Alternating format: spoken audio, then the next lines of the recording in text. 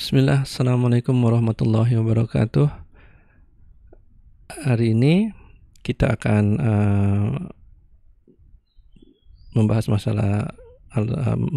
tafsir surat Al-Baqarah, surat kedua ayat 168-169. Saya bacakan dulu. A'udzubillahi minasyaitonirrajim. Ya ayyuhan nasu kulu mimma fil ardi halalan thayyiban ولا تتبعوا خطوات الشيطان إنه لكم عدو مبين إنما يأمركم بالسوء والفحشاء وأن تقولوا على الله ما لا تعلمون. Artinya,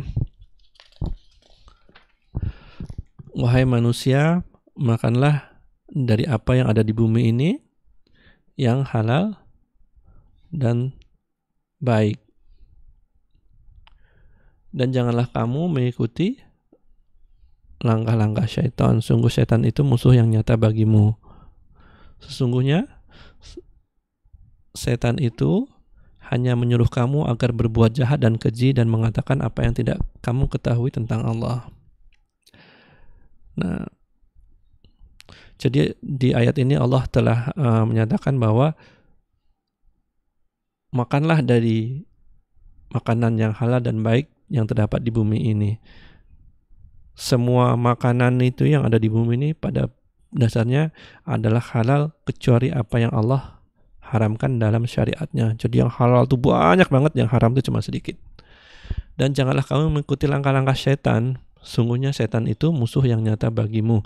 Arti langkah-langkah setan adalah inovasi-inovasi yang diilhamkan setan kepada manusia untuk mengharamkan apa yang Allah telah halalkan. Ingat, Allah itu Maha Pencemburu. Ketika Allah punya peraturan A, kemudian ada orang-orang berani ngomong B, Allah akan marah. Allah marah. Contoh apa yang Allah ilhamkan manusia? Kalau kita kembali ke zaman dulu, zaman Nabi Muhammad SAW ada di tanah Arab, pertama kali orang yang memasukkan berhala di semenanjung Arab namanya Amr bin Luhai. Beliau hidup di sekitar 500 tahun sebelum Nabi Muhammad SAW lahir. Jadi sekitar 100 tahun setelah Isa Al-Masih lahir. Nah, ceritanya beliau tuh membawa berhala yang diambil daripada daerah Syria karena Amr ini merasa ada inferiority complex. Jadi dia melihat bangsa Syria ini maju dengan semua bangunannya yang megah, sedangkan Mekah masih gitu-gitu aja. Nah, jadi diambillah berhala dari sana, dibawa ke Mekah dan dijadikan sembahan. Nah, di ayat ini saya nggak akan membahas itu. Kita akan membahas inovasi baru yang diciptakan oleh Amr bin Luhai selain daripada berhala itu. Inovasi itu adalah bahirah, saibah, wasilah. Kalau kita ambil dalam buku Sirah Nabawiyah, sebentar saya buka dulu. Bahirah itu adalah unta yang dikeramatkan lah.